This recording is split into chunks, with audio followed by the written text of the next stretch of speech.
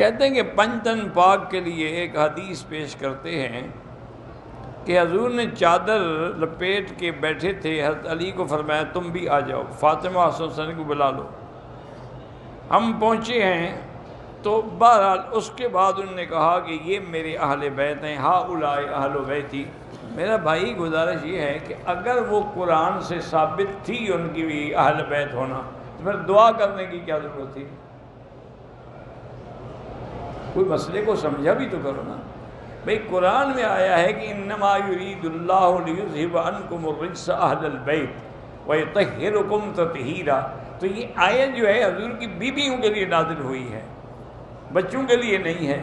تو اس لیے حضور نے پھر اپنی چادر ڈال کے دعا کی کہ اللہ ان کو بھی اہل بیت میں شامل فرما لے۔ تو ہمارا تو خیر ایمان ہے کہ وہ حضور کی دعا سے اہل بیت میں ہیں، اور بیویاں جو ہیں وہ قرآن کی وجہ سے اہل بیت میں، سب اہل بیت ہیں رضی اللہ عنہم ورضوا عنہ۔